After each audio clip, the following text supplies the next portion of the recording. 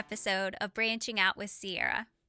Today's episode is called the Wall Calendar Wake Up Call and is going to be a solo episode. And it came about as I am looking ahead to 2026 and even 2027 and thinking about the way in which I'm planning for the future and being purposeful in doing so, but also how I can create rest, time for reset, and more intentional reentry after that rest and reset as we go into the new year. So this episode came about because I have been talking to my closest friends about setting up the calendar for the new year. We knew that I had a larger contract with a company that's going to require a lot more travel in the new year. So it's about 20 weeks of travel coming up this year, which obviously means a lot of logistics to work through and a lot more details as to when I'm going to be out of town, in town, when I can do in-person stuff, and so on. And so as I was putting it together, I was thinking about how I really wanted to build out the calendar. So I was intentional in really my capacity, knowing my capacity and knowing how I could create this in a way where I actually enjoy the travel, get to provide the best service to my clients, but make sure I'm working on myself first and I have enough rest built in, which I don't typically have. And we know that I like to fill my days and be as productive as possible. And I really wanted to think about this a little differently as I go into the new year.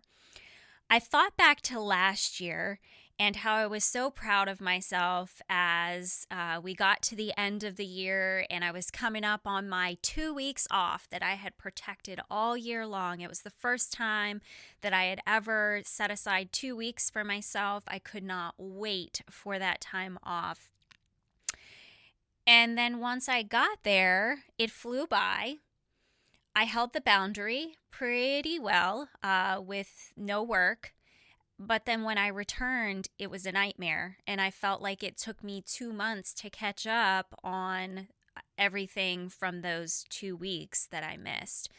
And I told myself that I would not take a 2-week break ever again because it was such a nightmare, which I realized that I just needed to approach it a little differently, that I needed to find a way to set appropriate boundaries, know what I needed to do in advance before leaving, but also plan my re-entry and be intentional about that. So I kind of learned my lesson last year. I know that so many leaders enter a new year already exhausted. Maybe they're exhausted because they spent so much time, with their family on all the festivities. They've decorated. Now they've taken down decorations. We cram a lot into the end of the year around the holidays and the start of the new year. And then it's like being blasted out of a cannon into the new year and you already feel behind. So I know that this just isn't a Sierra thing. It's a problem across the board. So I thought maybe it was something that would be helpful to kind of go through my thinking, where I've made some shifts, and how maybe you could consider how to rest, reset, and re-enter more intentionally yourself in the new year. So fast forward to October 2025 when we had the Tri-State Leadership Summit.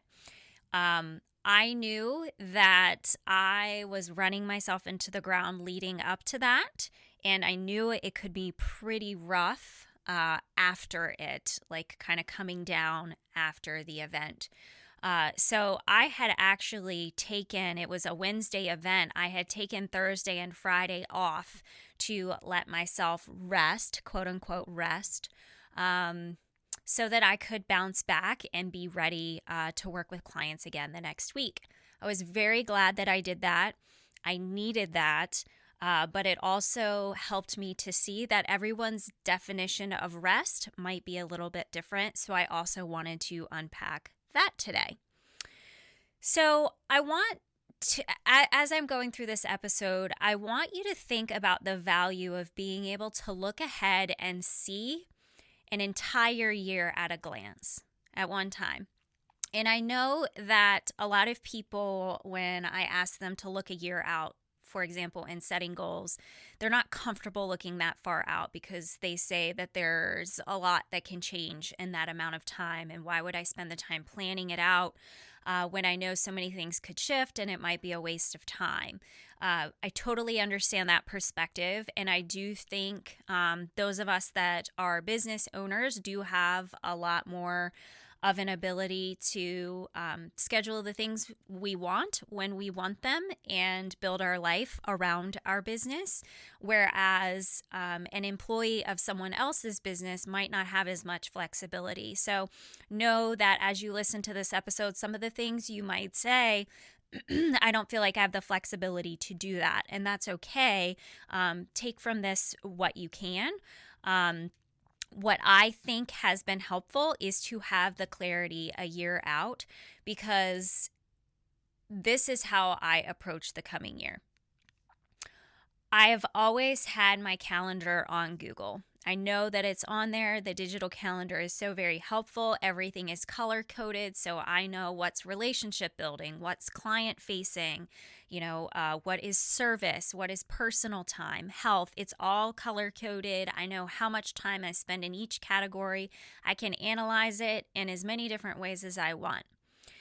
But when it comes down to it, because every single day is so busy, I have to look at the day view. I can't look at a monthly view on my Google Calendar because everything won't fit into those little boxes. You can't actually see. If I have, 15 or 20 time blocks within a given day, I can't look at a monthly calendar.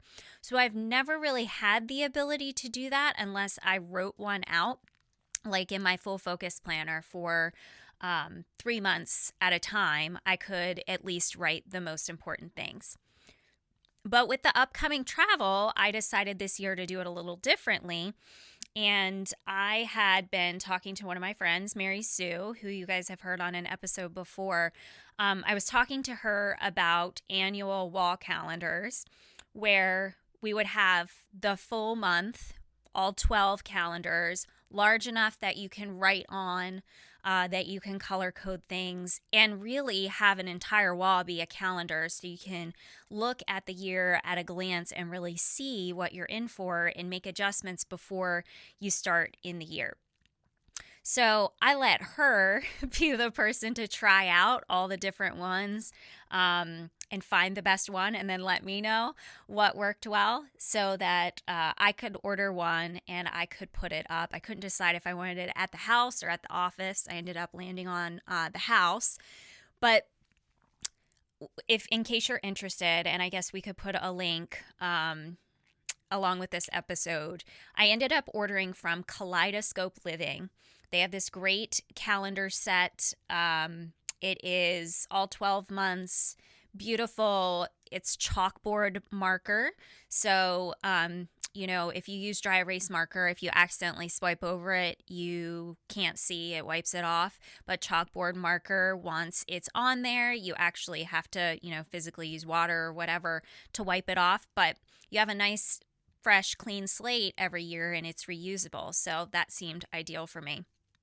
It's beautiful. They have lots of different colors you can get. I went with the black chalkboard look because I'm teachery and all. But I ended up getting it. Got these cute little frames. I can share that too if anybody's interested. And got them all hung up. And I had gone through my year and I decided I'm not putting everything on this calendar because that would just be insanity. What I want to do is I want to be able to clearly see anytime I'm traveling.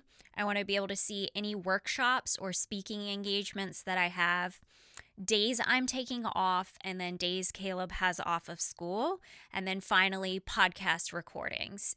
So I could map it out, especially with the travel, to be able to have enough recordings and be far enough in advance. So obviously not everything is on the calendar. Those are some of the key things. And so when I did that, I was able to, at a glance, very quickly notice some patterns, things that I hadn't really paid attention to before. So I could see the months that looked overloaded immediately, like, wow, that's a lot of travel, or wow, I ended up booking too many workshops in that month. I'm going to have to take that down a notch. What can I do there? I'm probably going to need more time for rest and recovery after that. Some months that looked empty, a lot more empty than others, which really isn't a negative thing. It's what am I going to do with that time? Because it's empty doesn't mean I need to add a ton of client stuff. Maybe I'm going to go ahead and capitalize on that and say, I'm going to use that time for rest and recharging. So let's tap into that time. I could very quickly see where burnout might creep in for me. Thinking back and reflecting on this year, 2025, what worked and what didn't work, something that has not worked well for me at all is podcast recordings on Fridays. So being who I am and introverted, and actually, despite what people may think, not loving to talk a lot, I am exhausted on Friday, and I usually enter into podcast recording mode in not the best of moods. I'm exhausted from the week. It's on a Friday afternoon, so it's the combo of I'm always tired in the afternoon anyway. That's why I do client facing in the morning, and it's the end of the week and I'm spent. And now you're asking me to record a podcast and oftentimes stare at a camera and know that there's no one on the other side. Which I would like to announce that there is now someone on the other side. Matthew has so very kindly put a picture of Buddy the Elf right above the camera. So it's making me feel a lot better about this already. But Friday recordings didn't work. So as I looked at this year at a glance and all the months up there, I quickly saw, when is it best to record? Where do I have gaps? Mondays. I'm fresh. I'm coming off the weekend. I'm not exhausted already. The social battery isn't empty. I might be able to, be a lot more pleasant for those around me, but approach it with the energy and enthusiasm that I would want to if I would record on Mondays.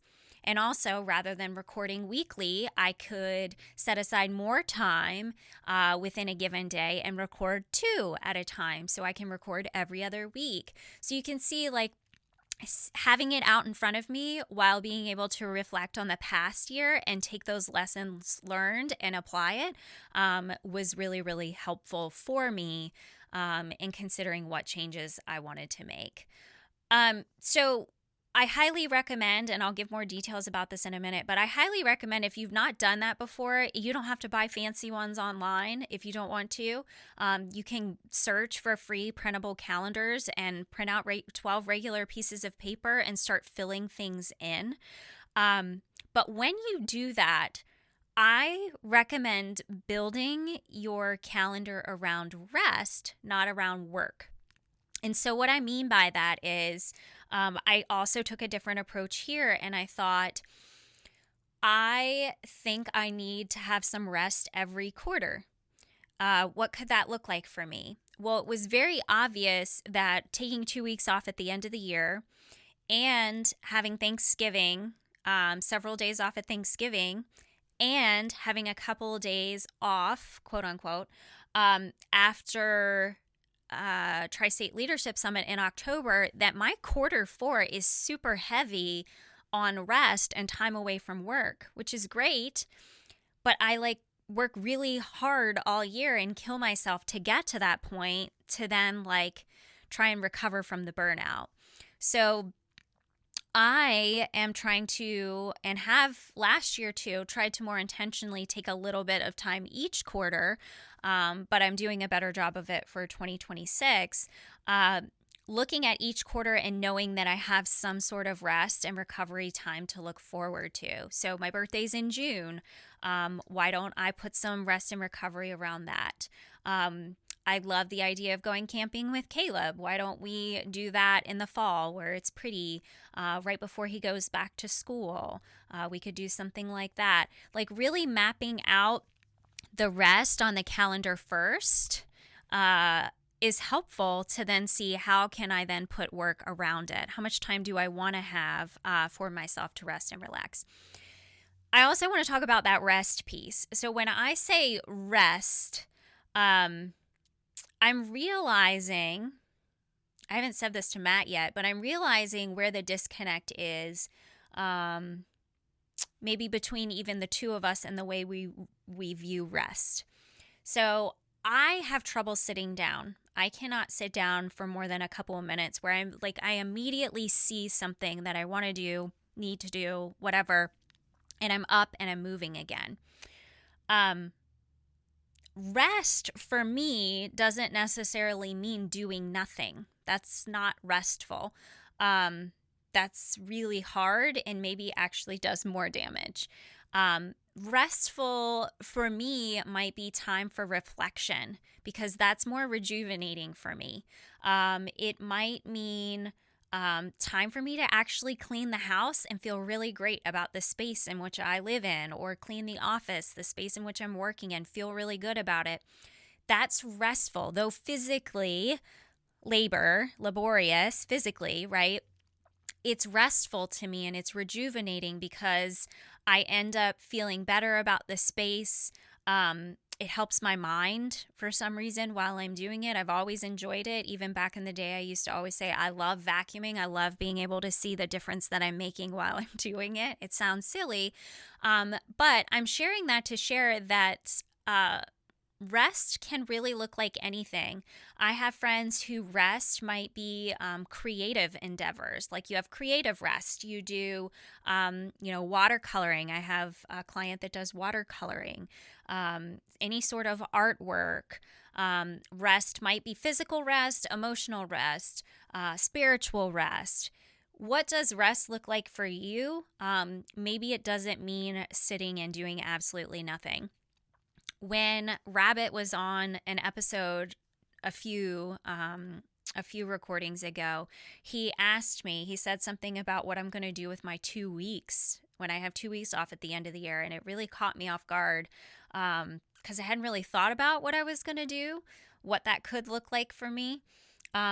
But my mind immediately went to, and I was excited by the idea of like going through the house and cleaning every room and starting the year with a really clean house. That does not sound restful to a lot of people. And I know I'm probably going to get in trouble for saying this after the fact, but that sounds like fun to me. And it sounds like it would energize me. So yeah, maybe there's some time where I sit and I read and I reflect, and that's filling my cup too. But I've got to get up and moving, and I find that to be fun. So all of that to say, I want you to reflect on what is rest for you. What does that look like? And as you look at 2026, or whenever you're listening to this, the following year, or just beginning next month and looking a year out, it doesn't matter when it is, look at how you can intentionally schedule that rest for yourself. Even if you're thinking of this from an employee perspective and feeling like you don't have as much flexibility and control of your schedule that a business owner might have, you can still request time off, the paid time off that you have. You can be intentional about how you're using it and spreading it out across the year to really align it with when you are at capacity. So what kind of rest are you actually craving right now? Let's build your calendar around that. I also want to talk about the reset that happens. A lot of times the reset might happen at the end of a quarter for me as I'm preparing for the next quarter. The reset might happen at the end of the year. The reset might happen right at the end of a week as I'm preparing for a new week. And when I say reset, what I mean by that is reflection. I'm very reflective. I'm always asking myself questions. Though I might not always write my reflections down, I spend a lot of time thinking. When I'm driving, a lot of times I'm driving in silence and reflecting. So I use my drive time for that too. But how can you use that reset time to really ask better questions of yourself? So right now, as I'm recording this and we're a few weeks from the beginning of a new year. The types of questions I'm asking are looking back at the year and considering what drained me the most this year. And I can even reflect out loud on some of these things and openly do so. It drains me when I have more than 4 hours client facing in a day. I know that very well. I've worked hard to try and adjust my schedule in a way where I am not client facing more than 4 hours a day, but that is really draining. I'm also drained by having too much networking or too many events going on. If my social battery is always already drained from the client piece, and then you take me to the end of the day where I'm tired and you put me in a networking situation, it's really hard to be on for that amount of time. So I was really drained by that. I was really drained by putting a lot of time and energy and effort into a lot of things outside of my business that were service related. But I felt like I was drowning in work in my business, and I really needed to reassess how I was spending my time. So that was a little bit draining. And I already shared recording the podcast on a Friday might have been like one of the most draining things. Tri-State Leadership Summit, preparation for that for its very first year was extremely draining. I know that it will never be as hard as the first one was. And we worked a lot of the kinks out and have a lot, the branding is done, all of that. But to be honest, it was draining. So Matt and I discussed afterward, how can we get me out of the planning and the day-to-day associated with that, get me out of it as much as possible, so I'm not also doing the social media and all the email marketing campaigns and the selling sponsorships and all of that. How can I pull back and get out of it a little bit more and lean into the people around me to help, so that I enjoy the experience more and it's not just a ton of work leading up to it. So those are things that drained me. I encourage you to ask the same thing. What drained you in 2025? Or whenever you're listening to this, what has drained you so far this year, this month, this week? What fueled you? So things that fuel me, client success. Seeing a client achieve a goal makes me really happy. Seeing a client take on their own new clients, their ideal clients, makes me really happy. When I hear that someone has listened to a podcast episode, no matter how hard it was for me to record that episode, if I was exhausted and I was miserable and I made everyone else around me miserable, but then I hear someone reach out and say that was just what they needed to hear that day, that fuels me. That will get me to record like another 52 episodes or so, just to hear that someone was listening to it. So that fuels me. Let's see, what else fuels me? I would say just client success stories. The client that decided to sign a contract for all their locations across the country and in Canada. To me, that was a success story because they saw what I was able to achieve with one client more locally, and they decided to replicate it at all their other locations. And so that fueled me. That told me like I was on the right track. It is making a difference enough that other people wanted to have that same experience. So that fueled me. What else fueled me? Dunkin' Donuts fueled me, admittedly, throughout the year. And then the weeks that I allowed myself to have like the adventure on the weekends with Matt and Caleb, when we go somewhere we've never been before and experience something new, to have that to look forward to on a Saturday, to get out and experience that with them, definitely fueled me. As well as going to church on Sunday, though sometimes I push back on it because I'm tired from the week.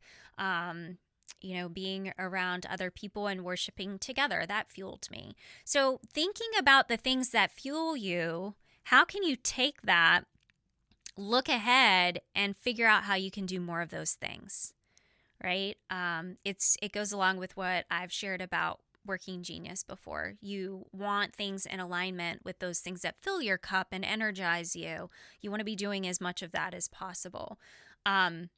So as I was building out my calendar, I was keeping all of those things in mind. That's the reset that I'm talking about. You have to look back and reflect before you can look forward and be purposeful in the new year.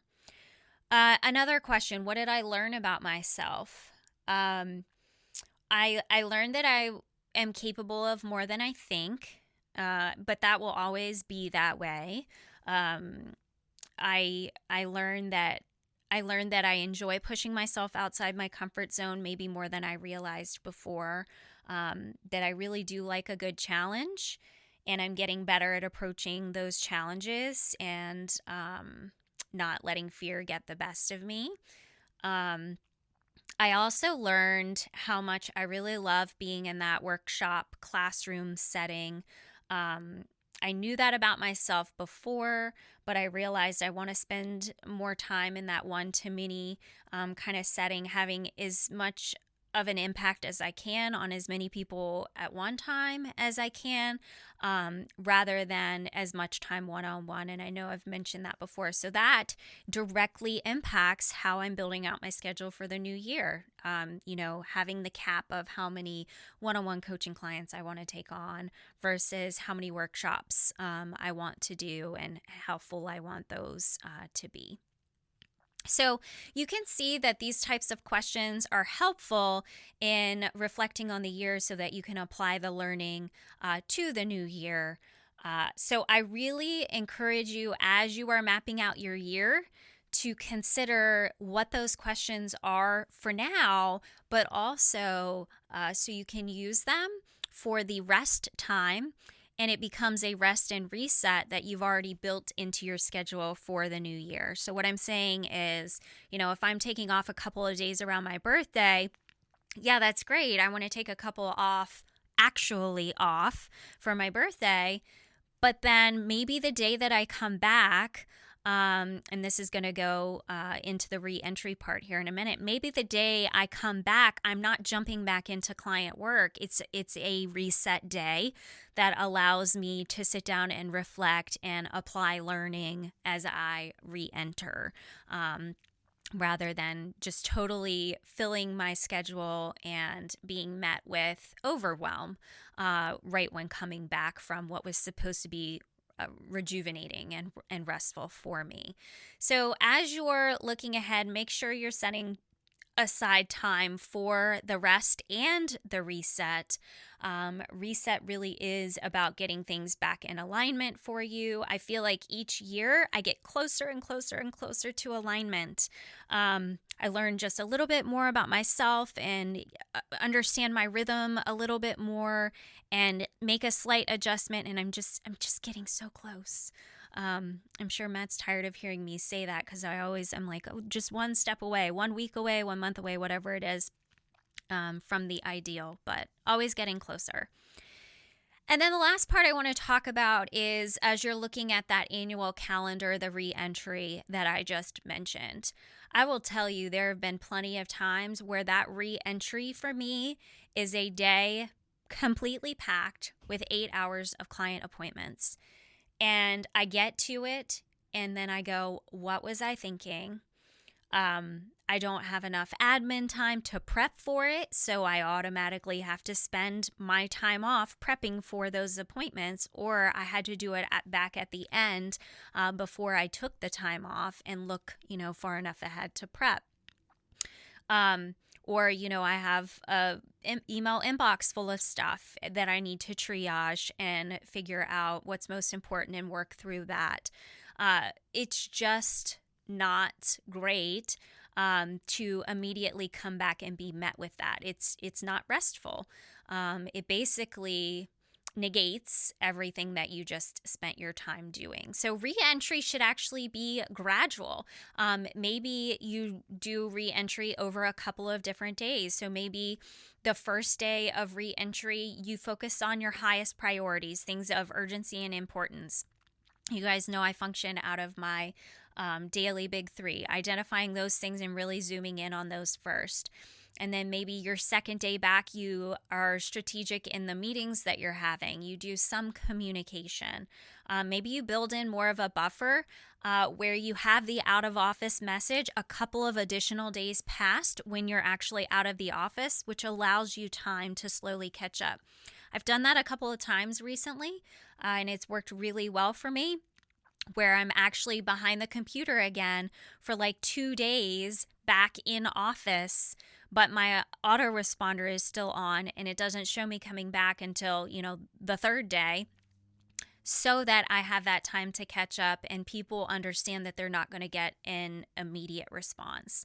And then just making sure that there are no, back-to-back heavy days after that break. So as you, prepare for reentry, things you might consider are, who do I want to be? How do I want to change as I reenter?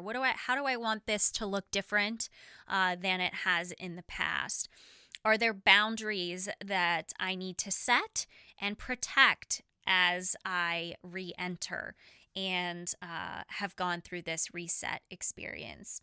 What is a healthier pace for me? Not just on reentry, but in general, as you're planning out your year, what is a healthy pace?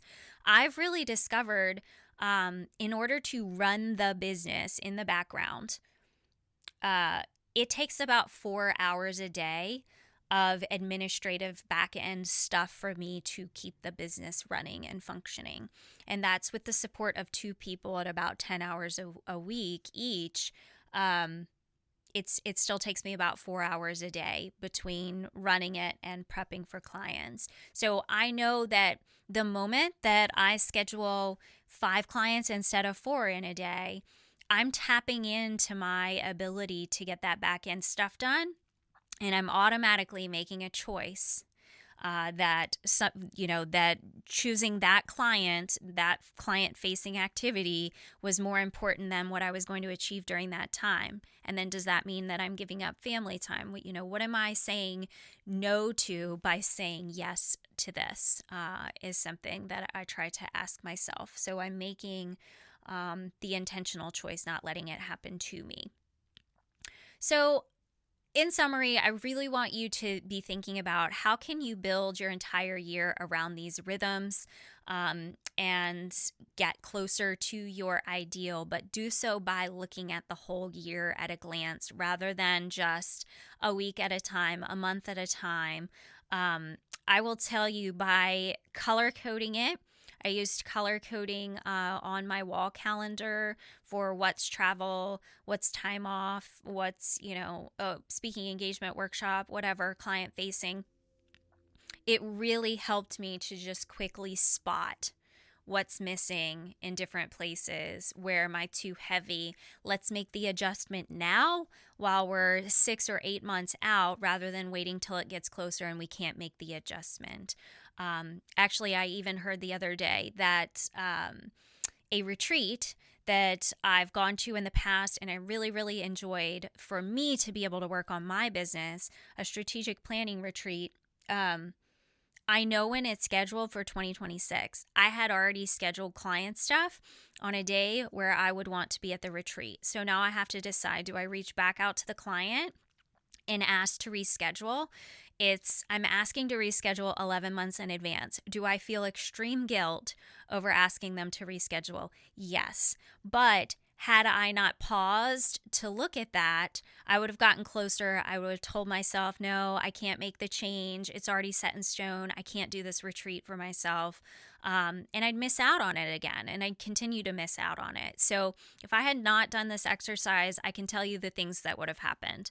I would have probably ended up having Friday podcast recordings and being kind of miserable doing that. I would have ended up with very heavy time off in quarter 4 and no time off in quarters 1 through 3, and really regretting that.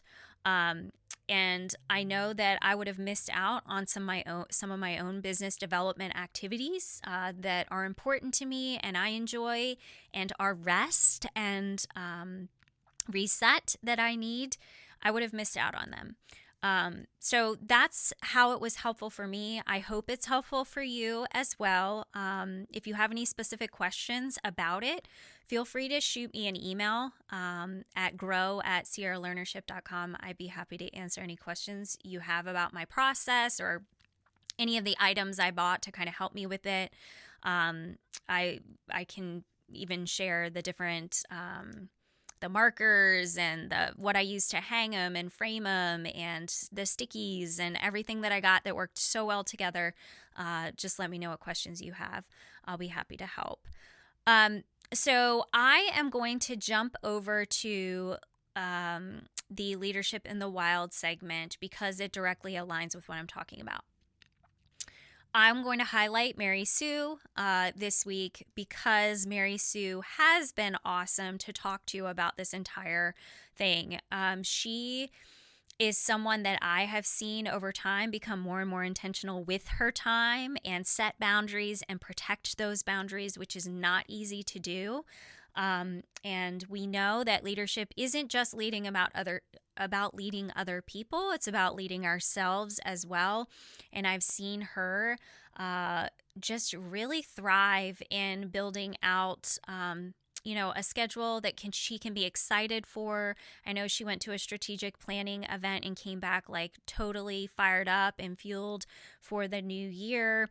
And she mapped out her year on these calendars, did an awesome job, was super intentional with her reflection. And like, it's just exciting to see someone to be able to kind of slow themselves down, someone that's very fast paced, slow down and really focus on what they need and set those boundaries and get everything in place to protect the year instead of letting the year happen to you.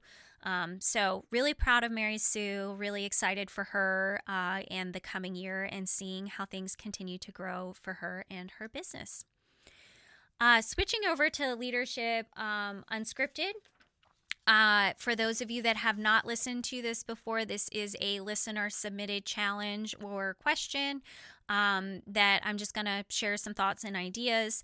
I try to sometimes, based on who the guest is or what topic I'm covering, I try to sometimes match the topic to the topic of the episode. It's not always possible, but this one fits the boundaries piece. So my team knows they can reach me at any time, and they do. Nights, weekends, you name it. I created this culture of constant access. How do I start setting boundaries without losing trust? So replace team with clients as well. So not only can your team know they can reach you at any time, your clients learn to know that they can reach you at any time, and they will. So I think that this applies to both, and I'm sure people have experienced it in that area as well.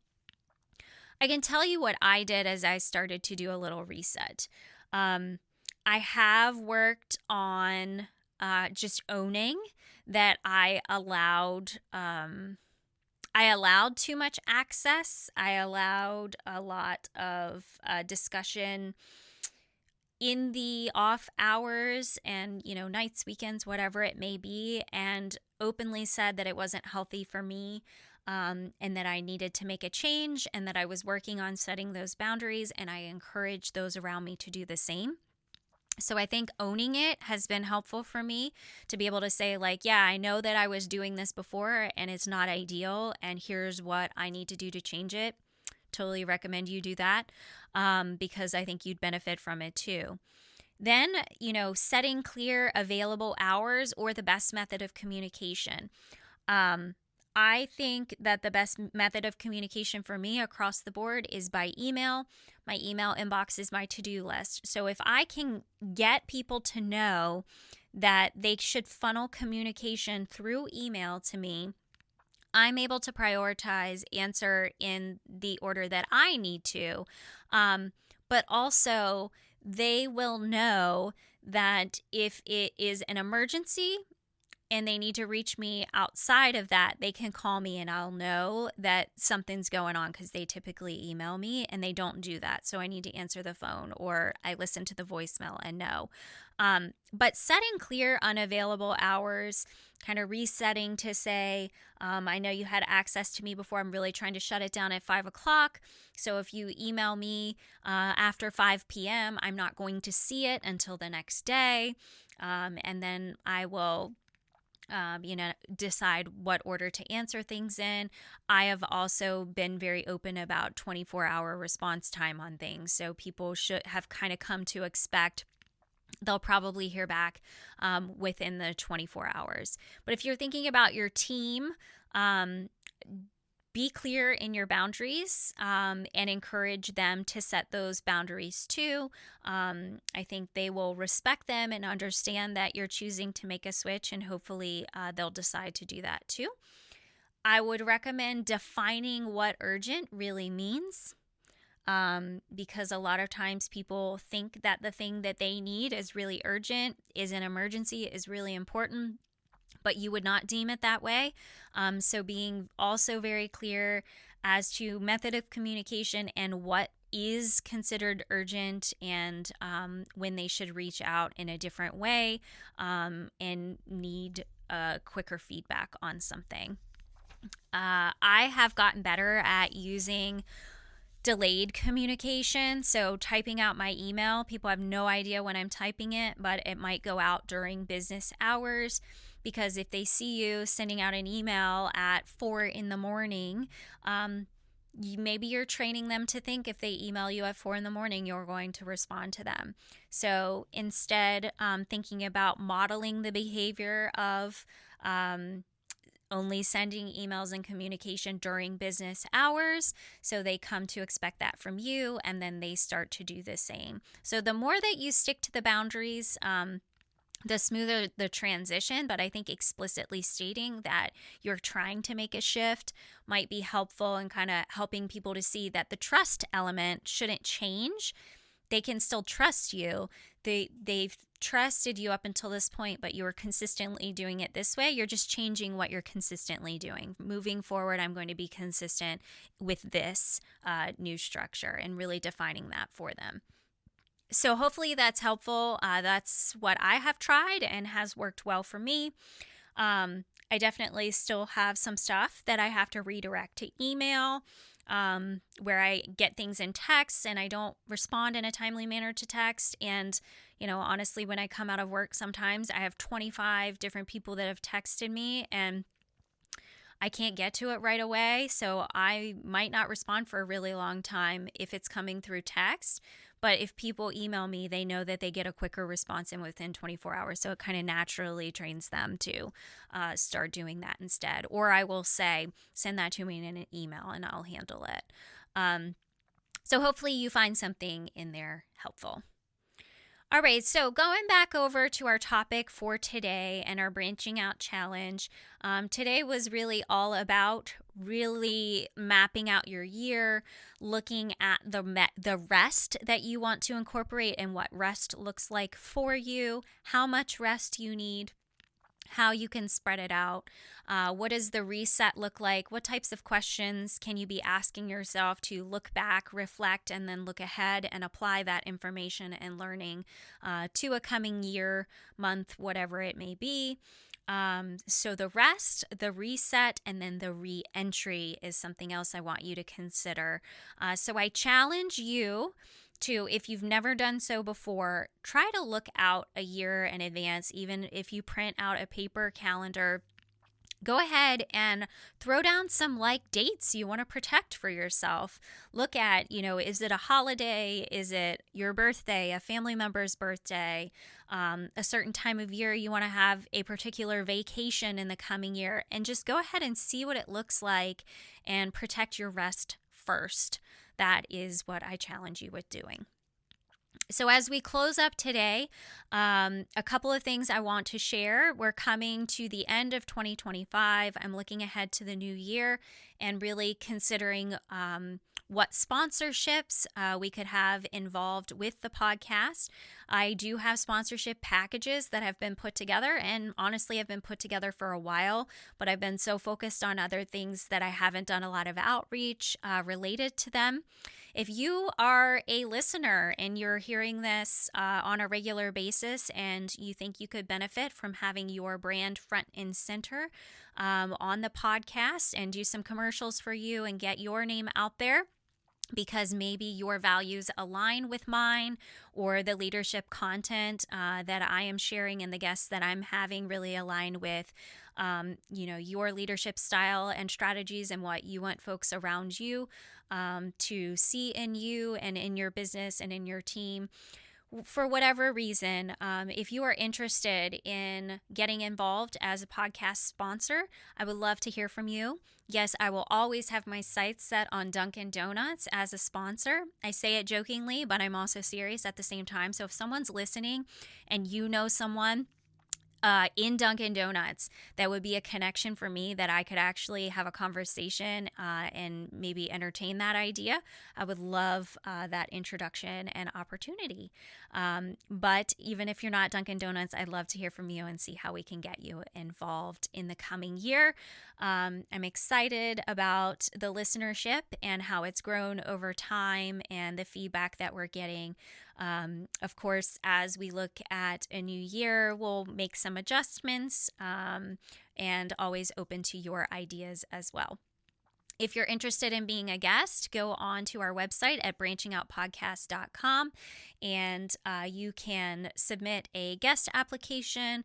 You can also shoot us an email at info@branchingoutpodcast.com with ideas, with questions about sponsorship, and so on. As always, our episodes are still coming out every Friday at noon Eastern Standard Time. We will let you know if something shifts with that. But for now, you can look for those to roll out. Be sure to subscribe so you're getting those notifications. And until next time, keep branching out.